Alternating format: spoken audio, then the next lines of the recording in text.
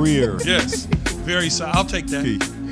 Run it back. Jay, loved you. Just fantastic. Great. Key, solid career. I take solid all day long, man. Run it back.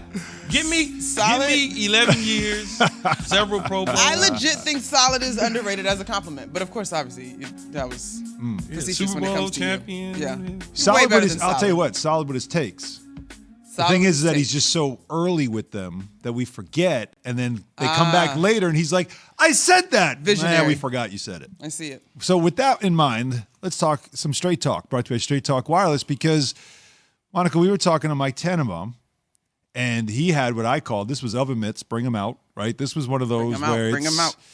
you know, I mean, it's a hot one. And I did not know that Key had kind of suggested this a while back. So first, let's hear from Mike T, and then let Key respond to it about quarterback draft from 2 years ago, where Joe Burrow went number 1, and Mike T says the Bengals might regret that. Joe Burrow had incredible production. His production would have been good, probably even better. But when we measure competitiveness in the NFL and sort of that pre-draft cycle, he went down to Mobile. He was the best player there. He was the MVP of the Senior Bowl. He went to the Combine. He was the only one of the premier quarterbacks to work out there. And then he had another workout where he also was exceptional. So he checked every box. So to me, when you look at it objectively or subjectively, Justin Herbert was the best player. And I think sometimes we have a little bit of an East Coast bias, meaning that a lot of the evaluations are when you watch college football, that's where the media sort of gets involved. And when you are a great player on the West Coast, you just don't get the coverage that other players get when you're in the SEC or the Big Ten. And he, to me, is going to be the next great superstar in the NFL. I think he's a tick below Patrick Mahomes, but beyond that, I think Justin Herbert has superstar written all over him. A tick below Mahomes. But, you know, when does anybody from the Pac-12 or Pac-10 go number 1 overall? We've had a couple.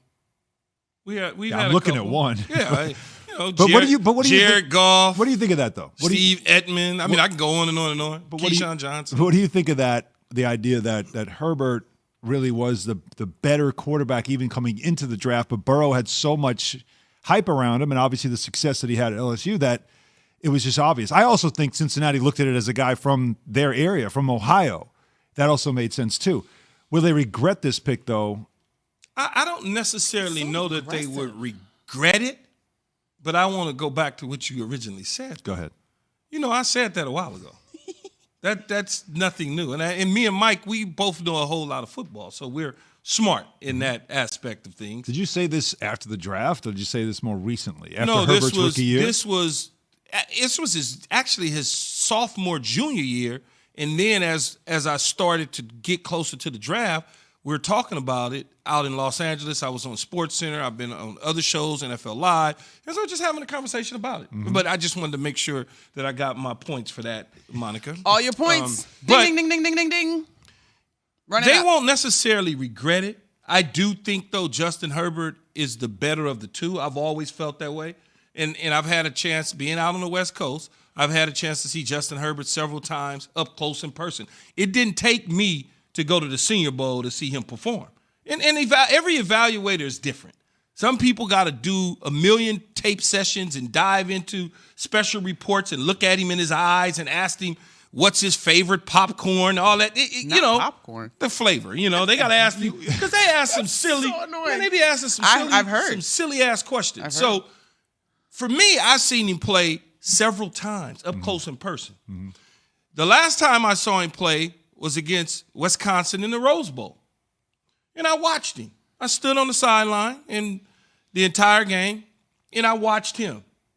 And I said, that's the best quarterback in college football right there. I don't give a damn what they talking about with all the LSU hype and the throwing the ball to 5 receivers that's going to play on Sundays. Justin Herbert was throwing the ball to us 3. So right now, I'm talking about right now. We couldn't play dead in the Cowboy movie. That's the type of guys that he was throwing the ball to. Those receivers, I don't think one of those guys will play on Sunday that he was throwing the ball to. So you were seeing it, and by the way, that was Straight Talk, by Straight Talk Wireless, no contract, no compromise. So you were seeing it that way. Instead of seeing the stats, the results, the numbers, care about that. You were looking at what he was doing physically that told you from your experience, that guy's got it. Man, he had the size. He was big as hell. So I had a chance So I went to the Arizona State game in Tempe, watched him get basically handled by Antonio Pierce and Marvin Lewis. But this was the first time he was facing an NFL mentality with Herm Edwards now. They got after him. They really did. But I didn't walk away from that saying, that guy can't play. I walked away from it saying, he'll learn, because this is his first time seeing something like that. Them dudes are pros. He's a high school kid turned college. He's never seen that before, Monica. Right. To your point on the receivers, it looks like his best receiver was Dylan Mitchell, who had 1,100 receiving yards that year and led the Pac-12. But other than that, a solid year. None of these But where's names, Dylan Mitchell at now? I was going to say that. I don't know exactly where he is now. That's the question. None of these other names really resonate. So yeah, Michael Pittman Jr. is a kid.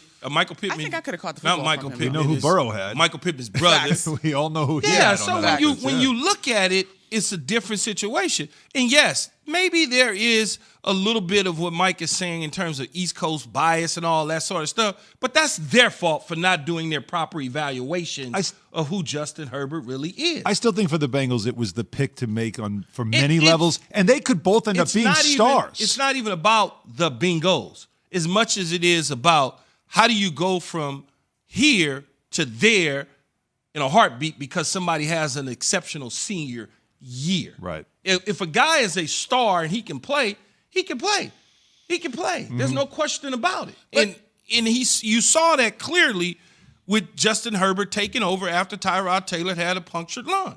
And then he goes on, and this goes to Mike's conversation about a tick under Patrick Mahomes, because I'm sure y'all said, and I don't know when he said this because I was gone, Tuesday. but I'm sure y'all sat there and was like, man, what the hell are you talking about? Jay definitely was. Wait, No what? wonder you working with us. I'm sure. I'm sure y'all said that. Oh, my God. I didn't say Mike's that. my guy. It's fine. Hey. You don't have to feel like we slight Mike. What Because if- Mike is right. But- He is a tick under Patrick Mahomes. Now, you would say, well, what does that mean? That means if you put him in that same position with all those weapons and tools, he may give you the same things. The difference is Patrick Mahomes won a Super Bowl already, so that gives you a little bit more. Very high bar. Not yeah. only that, he's been an MVP a couple times, on the verge of winning it a couple times. So now you look at that and you go, that's not the same. But look at Justin Herbert's year last year. Just look at the year. Set a record. Yes. And we might not have never known about him if that needle doesn't puncture Tyrod Taylor's lung. And It's you're incredible. never going to give him the MVP votes or anything as a rookie on a team that's not winning at a high clip. Yes, but you know what it makes, though? It makes for a player this year that you're like, all right, I need to see him do it. Second year, take it to the next level because you saw it as a rookie. And that's what makes it, this year fun when it comes to a player like that. You want to see if, what we saw last year is the real thing. But remember, real quick, I know. Yeah. But remember, I'll always say, when a guy starts off like this, at quarterback, you never really see him go bam. You see him either do Plateau. this or even because completely the league out. eventually will Pretty good figure out plateau. some stuff. All right. Speaking of which, so which NFL players would you say the jury is still out on for this coming season? Who has something still to prove to everyone? Key's got a great list of players that we are looking at next year, and we'll discuss after Monica has this from Goodyear. Goodyear knows when the playoffs heat up, so do the possibilities. The underdogs begin to emerge and top seeds are solidifying their position. From here on out, every game is a chance to create momentum.